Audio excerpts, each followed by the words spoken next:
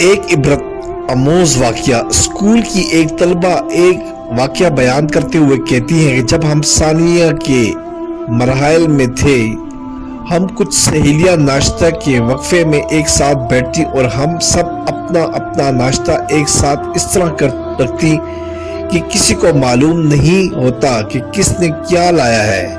ایک غریب نادار بچی تھی جو ناشتے میں کچھ بھی نہیں لاتی تھی۔ میں نے اسے اپنے ساتھ ناشتے میں بیٹھنے کے لیے آمادہ کر لیا، کیونکہ ہم لوگوں میں کسی کو نہیں معلوم ہوتا تھا کہ کس کا کون سا ناشتہ ہے۔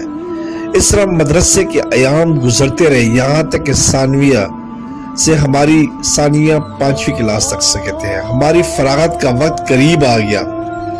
اسی دوران اس طلبہ کے والد کا انتقال ہو گیا۔ اس کے والد کے فوت ہوتے ہی اس کے حالات بھی تبدیل ہو گئے، یعنی کہ اب وہ پہلے سے بہتر زندگی گزارنے لگی۔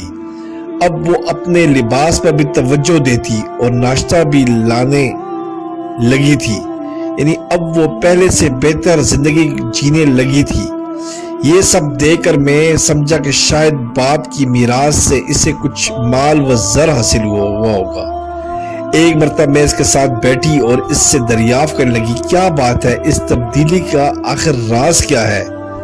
اتنا سنتے ہی وہ میرا ہاتھ پکڑ کر رونے لگی اور کہنے لگی، اللہ کی قسم ہم لوگ رات کو بھوکے سوتے تھے اور مجھے شدت کی بھوک لگی رہتی تھی، اس لیے میں صبح سویرے مدرسے جانے کا انتظار کرتی تھی تاکہ آپ لوگوں کے ساتھ کچھ کھا کر بھوک مٹا سکوں، اور میری ماں رات کی روٹی چھپا کر رکھ دیتی تھی تاکہ اس سے صبح میرے چھوٹے بھائیوں کا ناشتہ ہو سکے۔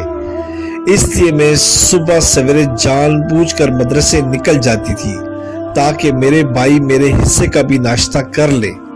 اور اب جب کہ میرے والد فوت ہو چکے ہیں، اب گرد و پیش کے ہمارے عزیز و اقرب، جاننے والے اور دوست و احباب سب ہمارا بڑا خیال رکھنے لگے ہیں، کیونکہ اب ہم یتیم ہو چکے ہیں۔ میری بڑی تمنا تھی کہ میرے ابو جان اپنی زندگی میں پیٹ بھر کر کھانا کھا لیتے۔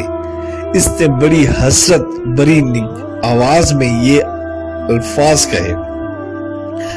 اس کے الفاظ کے ساتھ ہی اس کے آنسو بھی رواں تھے۔ اس نے کہا، ہمارے ابو جان جب فوت ہوئے تب لوگوں کو معلوم ہوا کہ ہم واقعی محتاج اور ضرورت مند ہیں۔ یہ باتیں کہتے ہوئے بلک بلک کر رو رہی تھی اور میں اس کے ان آنسوں کی گرمی آج بھی محسوس کر رہی ہوں۔ نصیحت: کیا ضروری ہے کہ غریب انسان جب مر جائے تبھی مالداروں کو اس کے یتیم بچوں کی غربت کا احساس ہو؟ لوگوں کو کیا ہو گیا ہے آج؟ کہاں ہیں ان کے صدقے؟ کہاں ہے ان کی زکوٰۃ اور کہاں ہے صلہ رحمی؟ کہاں ہے پریشان حال کی امداد اور کہاں گئی شفقت و ہمدردی؟ ایسے گھرانوں کی دیکھ بھال کریں جو اپنی خودداری کے سبب کسی کے سامنے ہاتھ نہیں پھیلاتے۔ ہم اپنے عزیز و اقارب، اپنے پڑوسیوں اور دوست احباب کی خبر گیری کریں۔ ان میں ایسے لوگ بھی ہو سکتے ہیں جنہیں نہ جاننے والے مالدار وہ خوشحال سمجھتے ہیں، جبکہ وہ اپنی عزت نفس کی خاطر کسی کے سامنے ہاتھ نہیں پھیلاتے۔ اللہ کی قسم ان میں سے کچھ کی زندگی ایسے کرب و آلام سے گزر رہی ہوتی ہے کہ جس کی آہ و گراہ کو اللہ کے سوا کوئی نہیں سنتا۔ ایسے لوگوں پر خرچ کرو، اللہ تمہارے اوپر بھی خرچ کرے گا۔ صدقہ دو، اپنے مال کی زکوٰۃ ادا کرو اور کبھی فقر و فاقہ سے نہ ڈرو۔ صدقے کے ذریعے اپنا ہاتھ ڈھیلا رکھو، اللہ تعالیٰ تمہارے اوپر سے مصائب و آفات کو دور کر دے گا۔ یقین مانو صدقہ لینے والے سے زیادہ تمہیں خود صدقہ دینے کی ضرورت ہے۔ سبسکرائب کریں، لائک کریں اور بیل آئیکن پہ کلک کریں تاکہ آپ کو اس طرح ہی پیاری اچھی اسلامی ویڈیو ملتی رہے۔